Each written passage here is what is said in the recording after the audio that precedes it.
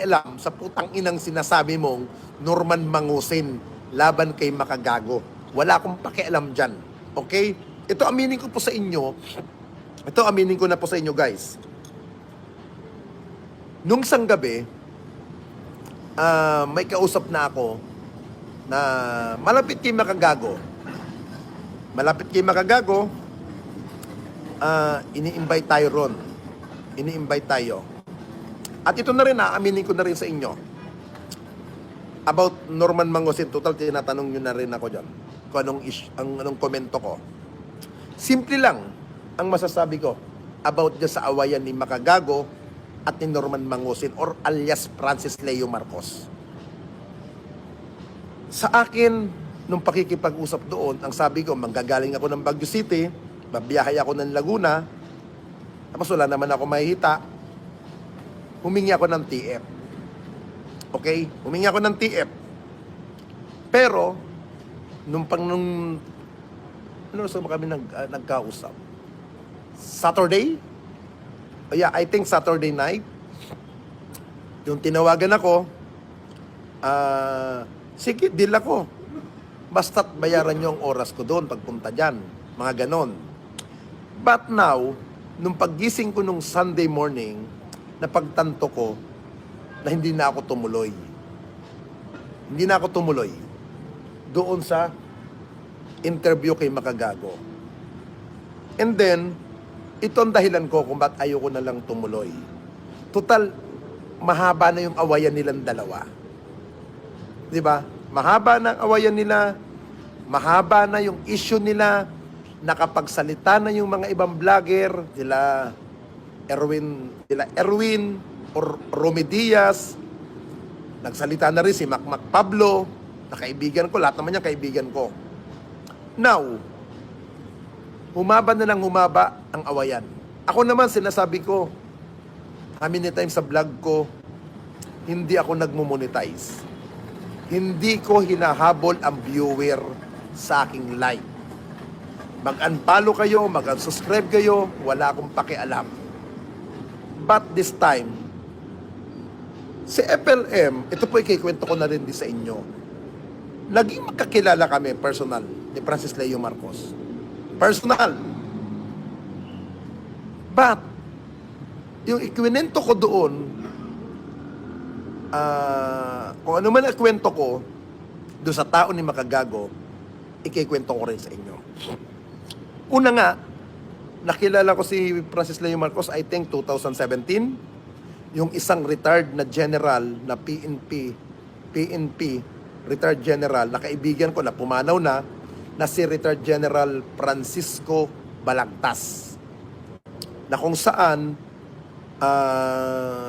retirement ceremony na ginanap sa Camp Crame, sa Aguirre Hall, nandoon ako, nandoon siya, nilapitan ako ni Francis Leo Marcos.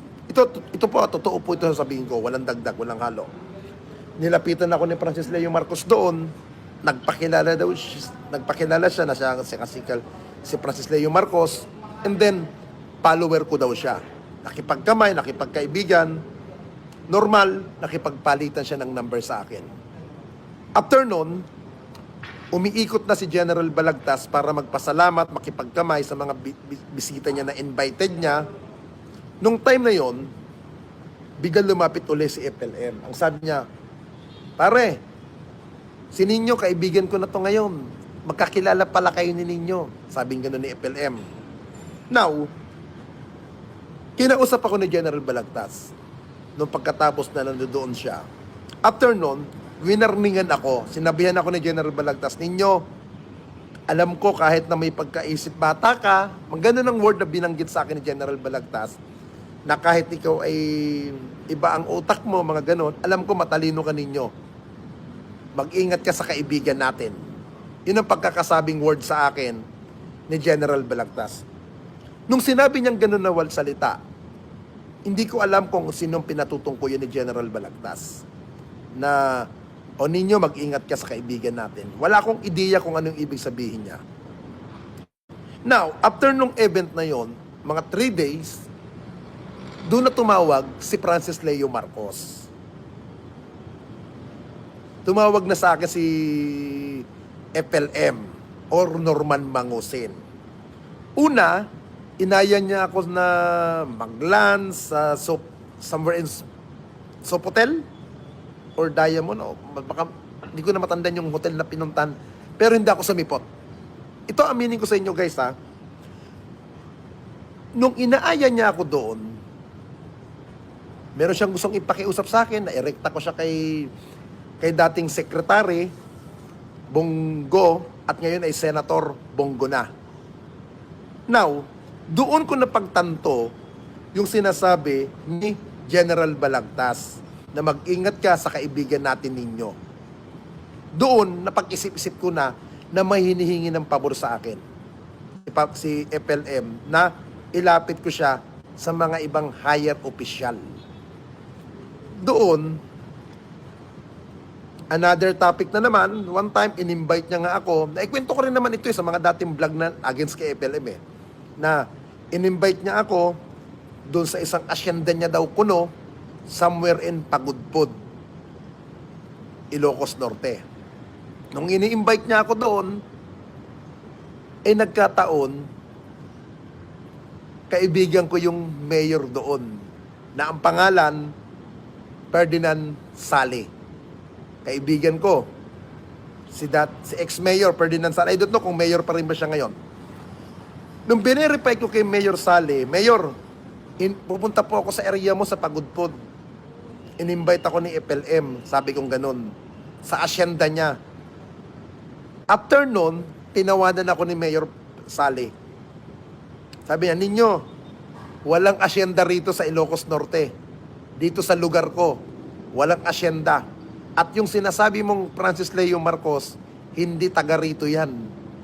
Pumupunta yan dito, namumonitor namin, may mga kasamang Chinese. Yun ang pagkakakwento sa akin ni ex-mayor Ferdinand Sale. Kaya nung sinabi niya sa akin yon, alam niyo ang ginagawa ko kay FLM noong mga panahon na yun, nilalaro ko lang din siya. Nilalaro. Sabi ko, FLM, Francis, okay na, naparating ko na kay Bongo. Naparating ko na kay Secretary yung mga gusto mong pabor. Ganun ang sinasabi ko sa kanya. Pero ang ginagawa ko, alam niyo, kilala niyo si FLM, di ba? Na mambubudol. Di ba? Yun ang pagkakakilala niyo, mambubudol si FLM, scammer. Ang style ko sa kanya, magbibideo call ako kay FLM. Francis, ito magaganyan ako. Nandito ko. Senator Boss, siya po si FLM, kaibigan po natin yan, boss. Ito po siya. Igaganyan ko yan. Papakita ko kay FLM, nakasama ko talaga si Bongo. Ngayon, ang pagkakakala ni Francis, lahat ng inilalapit niya sa akin, na inilalapit ko kuno sa mga opisyal nung panahon ni dating Pangulong Duterte, ang akala niya, talagang idinidiga ko. Hindi niya alam, puro ko lang siya pinaglolo ko. Sa madaling salita, pangit gamitin ng salita, na ini-scam ko din siya. Ini-scam ko din siya. Pero, lahat ng mga binibigay niyang pera sa akin na hinihingi ko, na ibibigay niya. Sa madaling salita, wala pong naging pakinabang sa akin si FLM. Walang pakinabang. Yun ang totoo. May pagkakataon pa na kinausap niya ako, ninyo ganito. Sinadya ko niyan. Kung meron kayo mapapansin, may mga picture kami ni FLM na kumakain kami sa isang restaurant na nakasakubo kami noon sa Tanay Rizal po yun. Pinuntahan niya akong personal doon. Pinuntahan niya pa ako. Doon sa nangyari naman doon, kaibigan ko ito, si Kote. Kaibigan ko si Kote. Meron akong kaibigan na may farm ng mga manok na taga Antipolo City. Yung farm ng manok na may-ari nun ay matali ko rin kaibigan. Naging kadikit ko na kaya lang, I don't know kung Duterte pa rin ba siya. Ikikwento ko to sa inyo. Sinabihan ako ni FLM, ninyo maraming manok dito sa Tanay. Baka pwede tayong makadiskarte ng manok. Makakabili ako ng manok, ng mga magagandang klaseng manok, pampanabong. Ito na, ikikwento ko rin sa inyo. Kahit kunin na lang to ni Makagago. Ito na lang ang kunin niya. Sinama ko si FLM doon sa isang farm ng manukan, na kaibigan ko, ang sinakyan namin ata nun, Mustang na kotse. Mustang. Nung unang sakay ko sa kotse niya, kinabahan ako. Bakit po? Meron siyang mahabang baril na dala-dala na BBR Malay. At meron siyang 45 na dalang baril. Maliban sa 45 at sa isang BBR Malay, siya at yung isang driver dati ni FLM ang nagmamaneho. Bali dalaw silang magkasama. Pangatlo na ako nun.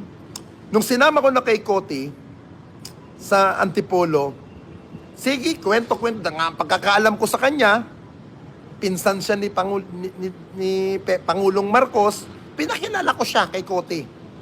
Naniwala din si Coti na magpinsan nga at naniwala din si Coti na ganon. Ito na, kung di ako nagkakamali, kumuha siya ng 3 manok doon. 3 manok na panabong. Magagandang klaseng panabong na manok yung nakuha niya. Siyempre, bayaran na, magbabayad na rin siya. Kung hindi po ako nagkakamali, iniwan namin yung farm ni Cote, iniwan yung manok, kumuha siya ng pera sa M. Holier. M. Holier, kumuha siya ng pera doon. Parang meron siyang ni-receive na padala. Now, ang ginawa ko, iniwan ko na. Iniwan ko na siya. Sabi ko, kuya, uwi na ako. Kasi kinabahan ako sa kanya, may daladalang Armalite, may dalang 45. Baka mamaya walang papel ang tarantado, pati pag ma-checkpoint yun, madamay pa ako. Siyempre, sakay ako doon. Now, nung iniwan ko na sila, ang pagkakaalam ko, bumalik sila sa bahay ni Coti. Nung bumalik, kinuha atang manok. I don't know kung nagbigay ba siya ng down payment. Wala akong alam doon. Pero, kinagabihan, tinawagan ako ni Coti na ang sabi niya sa akin, ninyo, si FLM kumuha ng manok sa akin. Kumuha ng manok. Sabi ko, ilan pong manok kinuha? 3. Hindi pa siya nagbabayad ninyo. Hindi pa nagbabayad. Si Francis Leo Marcos na kaibigan natin. Sabing gano'n sa akin ni Cote. Sabi ko, kuya, baka wala lang siyang dalang pera. Sabi ko, baka wala lang siyang dalang pera. Siyempre, alam naman natin, ang mayayaman, hindi nagdadala ng pera. Ano yan? Cheque yan. Sabi ko gano'n. Pero nung time po na yun, nung dinala ko siya kay Cote, kung di ako nagkakamali, nabigyan niya pa ako ng 30,000 peso. Yun, hindi ko makakalimutan yung binigyan niya ako ng 30,000. O, ninyo, pa-birthday ko sa'yo yan. Kasi nung time na yun, tapos na ang birthday ko. Halimbawa, ngayon ang birthday ko, kinabukasan pumunta siya. Yun ang nangyari noon. Sige, gusto mo ng manok, dinala ko siya. Nung dinala ko na siya, nabigyan niya ako ng 30,000. Now, pinakagabihan, tinawagan na ako ni Cote. Nung tinawagan ako, nyo, tama ba itong number na nakuha ko kay FLM? Kinonfirm ko, saka yung binigay niya sa akin. Opo kuya, tama po yung binigay sa akin sa yung number ni FLM. Kayo ba, bahala nga, may usapan na rin naman nata kayo, sabi ko kay Cote. Ito na. Hanggang sa ilang buwan na, pinapollow up ko yan kay Cote, kay FLM, kuya, nakakaya naman doon sa kaibigan ko na pinakilala ko sa'yo. Yung manok daw. Sabi niya, hindi, nasa abroad lang ako. Ninyo, nasa abroad ako. Nasa biyahe lang ako kamo na nagtutur daw siya. Totoo naman kasi nakita ko yung mga Facebook live niya na nasa abroad nga siya. Sinend ko yung kay Cote. Kuya, pagbalik niyo na lang doon ng Pilipinas. Babawi daw siya, babawi sa'yo. Ito na. After noon, wala na akong balita kung nabayaran na niya ba o hindi. After noon, humirit na naman siya. Hindi ko na lang i-mention kung sino naman tong inilalapit niya sa akin na isang tao na makakuha ng isang posisyon sa gobyerno. Hindi ko na lang i-mention kung ano siya, anong estado sa buhay. Basta't meron siyang kaibigan na gusto niyang ipalapit kay Bongo. Lahat ng gusto niyang inapit sa akin, ako ang gusto niyang gawin tulay kay True Bungo. Yun ang gusto niyang mangyari. Ngayon, doon ko na-realize, lalo yung sinasabi ni General Balagtas na ingat ka sa kaibigan natin. Parang yung sinabi niya sa akin ay binibigyan niya na ako ng babala kay FLM. Hindi niya naman in general binanggit yung pangalan ni FLM. Basta't ang pagkakasabi lang ni General Balagtas, mag-ingat ka sa kaibigan natin. Ito na po, mga kaibigan. Bago mamatay si General Balagtas, 3 weeks ago po, sinabi ko na to kay General Balagtas. Nung sinabi ko kay General Balagtas, sabi ko, Sir, naalala mo po ba yung nakipagkilala sa akin na tao? Yung Francis Leo Marcos. O bakit ninyo? Kaibigan ko yan. Kaibigan natin yan. Sabi ko, Sir, ito, ang dami niyang nilalapit sa akin. Nailapit ko rin kay Bongo. Kay Secretary, or kay Sap Bongo. Gusto niya, erekta ko siya ganito. Sabi niya, Ninyo, sinabihan na kita na mag-ingat ka sa kaibigan natin. Yun ang sinabi. Ni-remind, okay boss, alam ko na. Oo. Totoo ba itong Francis Leo Marcos talaga siya, boss? Kasi napapahiya na ako, boss, doon sa kaibigan ko na may farm ng manukan. Sinabi ko kay General Balagtas. Sabi niya, lintik talaga tong si Francis. So, hayaan mo ninyo, ipipm ko siya para bayaran niya na yan. Hindi, yung Casper hindi ko kilala yan eh. Yung Casper na sinasabi ni Epel, hindi ko kilala. Now, after nun, kinausap uli ako ni FLM. Nung kinausap niya ako, ito yung huling hiningi niyang pabor sa akin. Yung mailapit ko siya kay dating LTFRB chairman, Martin Digra. Si Martin Digra po ay LTFRB chairman nung araw, nung panahon ni dating Pangulong Duterte, na kung saan abogado siya ngayon ni ex-President Duterte. Ninyo, meron akong ipapahingi sa yung pabor uli. Sabi niya, kada isang unit, meron kang 5,000. Isang unit daw ng taxi, magkakaroon ako ng 5,000 per unit ng taxi. Ilang unit yung gusto niyang ilapit ko sa LTFRB? 2 unit, 2,000 unit na taxi. Ilapit ko lang daw kay Martin Digra. At siya na ang makikipag-usap, siya na ang makikipag-dialogue, siya nang mag-i-explain, siya na daw ang bahala kung magkanong ipaparating kay Martin Digra. Ito pong ginawa ko. Pinuntahan ko uli si Chairman Martin Digra. Nung pumunta ako kay Chairman Martin Digra, dating gawi, picture kami, video, sinasabi ko, Kuya Francis, araw po ngayon ng December 9, 2025. Ganon ang sinasabi ko, gaganyan ako. Kasama ko si Chairman Martin Digra. Tapos isi-send ko yun kay Francis Leo Marcos. Pag sinend ko, syempre iniisip niya, talagang magkasama kami. Kasi sinabi ko yung actual na date ngayon, yung taon, tapos bibidyo call ko siya. Ibibidyo call ko. O kuya, kasama ko si Chairman Martin Digra. Yung papel mo, okay na, pinarating ko na. Gaganon-ganon lang ako. Ngayon, scammer, di ba? O kuya, kailangan ng pangmerienda ng mga tropa, ng mga staff niya dito. Kailangan, kuya, pakainin natin. Huwag natin pakainin ng Jollibee mga to. Kukuha tayo ng buffet. Kunwari, catering. Magbibigay ng pera ang damuho sa akin. Bisa bigyan niya ako. Pasko na ulit. Holiday rush everywhere. Need mo help? We got 50 plus. O magkano yung buffet ninyo? Kukunin mo. Magkano yung catering ang kukunin mo dyan? Magkano yung catering? O sabi ko, kuya, 60,000. Good for 100 person na to, 60,000. O sige, bigay. Papadala niya kaagad po yan. Papadala niya yan through Imholier. Through Imholier siya madalas magpadala sa Cebuana eh. Ako naman, tontuwa, tanginan to. Akala ko matalino, unggoy din pala to, naunggoy ko. Papadala niyo sa akin. Hindi mo pangalan ko. Aminado ako. Ngayon, ito na. After nun, nawala ang communication namin. Nawala ang komunikasyon namin ni FLM. Hanggang nagkaroon ng pandemic. Nung nagkaroon po ng pandemic, lumutang ang mayaman challenge niya. Lumutang, di po ba? Lumutang. Lumutang yung pangalan niya, lalo siyang umangat doon. Natuwa ako. Natuwa ako sa ginawa niyang yun. Pamimigay-migay ng mga bigas-bigas. Now, dahil kakilala ko naman siya, magkaibigan kami, tinawagan ko. Sabi ko, Kuya Francis, maganda yung ginagawa mo yan, yung pag-charity-charity, pagtulong-tulong. Tuloy mo yan.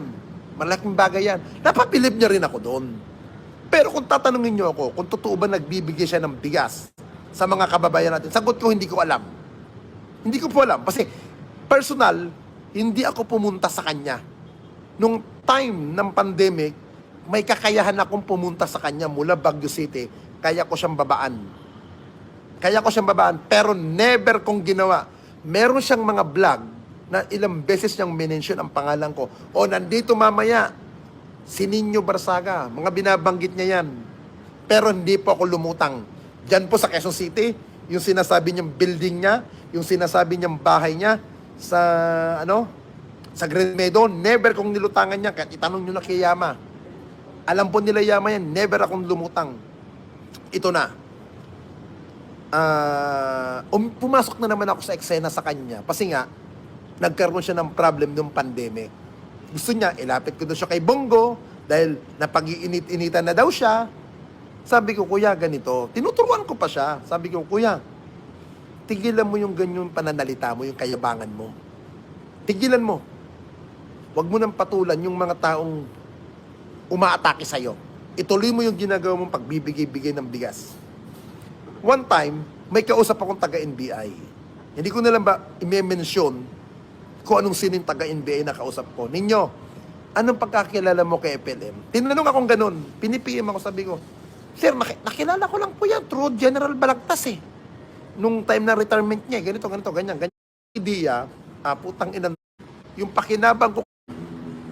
Merong pagkakataon, kung natatandaan ninyo, si Rumi Diaz, alias Rumi Diaz, nagkaroon ata sila ng hindi magandang understanding. Ngayon, hindi ata nagustuhan ni FLM yun. Abuyin mo. Ano totoo? Si Yamatan.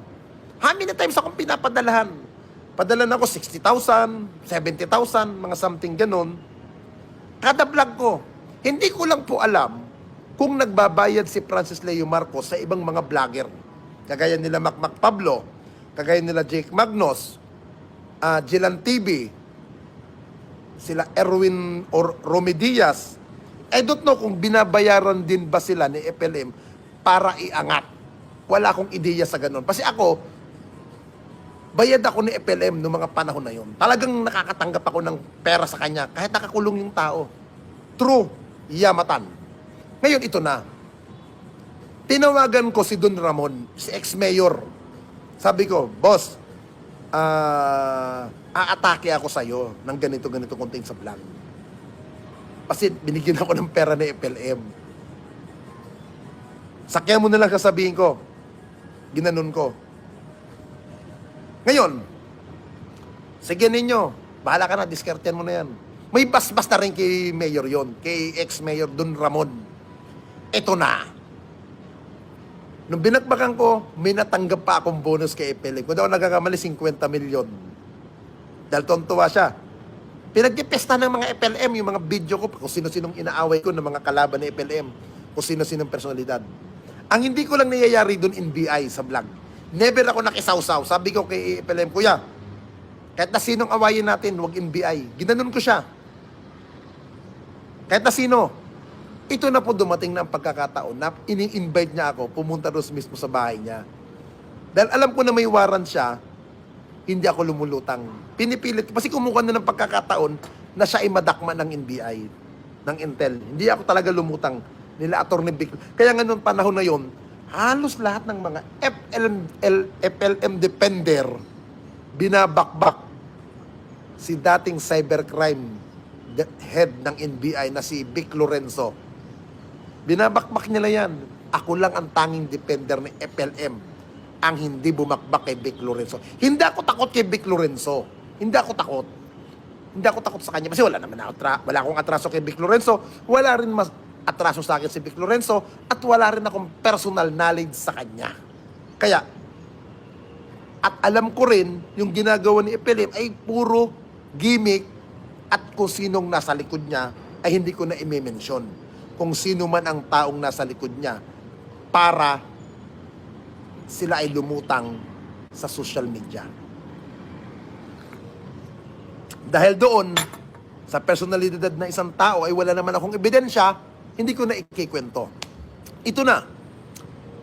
Nagkaroon siya ng problem kung ano, tinatawagan niya ako ng hating gabi, oras ng gabi, o pag hindi ko nasasagot, ang tatawag sa akin si Yama. Ninyo, gusto kong kausapin ni boss, ilapit mo daw siya kay Digong. Ilapit mo siya. Ito na. Kung hindi nyo, kung naaalala ninyo, meron naging abogado si FLM na lalaki, nakalimutan kong pangalan eh. Kausap ko yung tao ni Digong. Kausap ko yung tao mismo ni Duterte. Sabi ko, ma'am, nagpahingi ng tulong si FLM. Ganito, ganito, ganyan. Sabi mo itong, Attorney Espillo ba? Parang ganun yung abogado niya, Attorney Espillo. Sabi ko, ang kunin nyo raw abogado, si Attorney Espillo. Yun ang sinabi ko kay FLM at kay Yamatan. At hindi ako nagkamali, yun din ang kinuha nila. Yun ang kinuha nila. Now, hanggang sa nakulong na si FLM, na-arrest na ng NBI, dahil wala na ako natatanggap na pera sa kanya, dahil nakahold na yung tarantado, inaatake na ako ni FLM. Inaatake na ako. Ngayon, kung matagal na kayong nanonood sa mga aktibidades ni FLM, sinabi ko nga doon sa one time sa vlog ko, putang ina ninyong mga Francis Leo Marcos panati kayo. Yayariin ko yan kay ex-secretary Eduardo Anyo, na kung saan si Secretary Anyo ay secretary po ng DILG. Under niya ang BGMP. Kung natatandaan yun. Kung natatandaan nyo yun. Ngayon, dahil inaatake ako ni FLM, pati nila Jake Magnos, nila Limor Creation. Ay, nga pala, speaking of Limor Creation, magkausap kami last week. Nagka-video call kami. Totally yan si Limor Creation. Pinsan ko po yan. I think, mga third cousin. Oo. Now, ito na. Nung pinarating ko kay Secretary Anyo at yung live ni FLM, habang naka-live, pinurward ko pagan ako.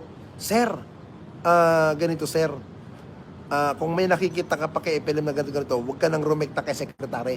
Sa akin muna erekta. Sa amin na. Ito na. Binigyan ako ng information ni Major Salda, ay Solda o Salda, ng BGMP. Ngayon ang alam ko, Ardina ata siya eh. Yun ang balita ko, Ardina. Now, na Bartolina yung tao. Na Bartolina, pinakita sa akin mismo, pinicturan, binidyuhan na naka-Bartolina na. Ang kalakip nun, huwag ko na lang daw i-vlog. At yun ay tinapik din nila Yamatan. Galit na galit sa akin ang mga FLM fanatic nun, ang mga vlogger niya. Dahil nga sa akin na, Bartolina yan at natigil ang kanyang pagla-live sa social media. Pero, palihim pa rin siyang gumagawa ng katarantaduhan sa loob ng kulungan gamit kung ano-ano mga pangalan, mysterious na mga kung ano-ano mga eklamong pangalan, pero hindi na yung kagaya dati na napakatagal niya nagla-live. Now,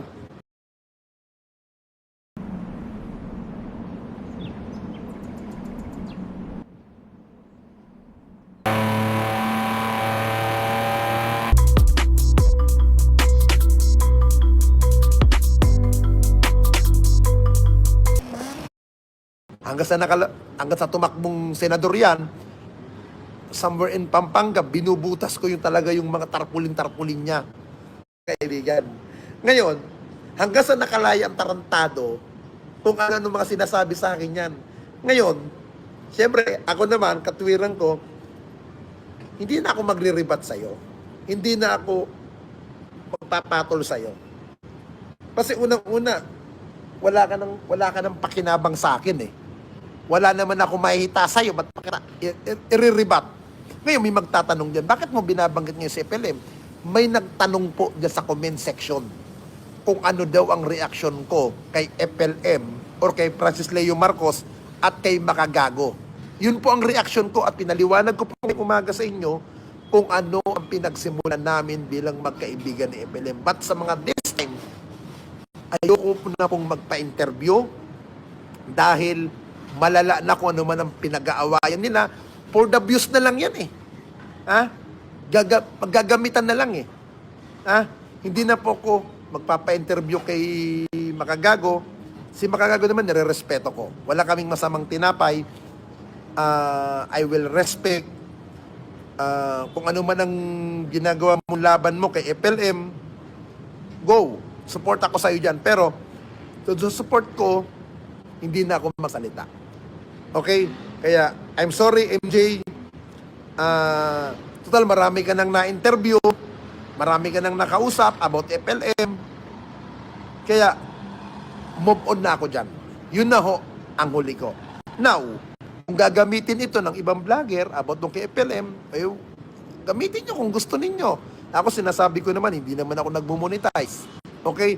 May mga kakilala si FLM, nakakilala ko din. Okay? Kaya, kahit paano naman, matanda na si FLM. Kung yun ang kabuhayan niya, wala tayong magagawa. Di ba? Wala tayong magagawa kung yun ang kabuhayan niya. Kung ayaw niya magbago, patuloy siya. Sa tawakan yung utak ninyo. Lalo-lalo na yung mga OFW na patuloy na napapaniwala niya sa kanyang vlog. Magandang umaga po sa inyo lahat. Bye-bye guys and good morning everyone.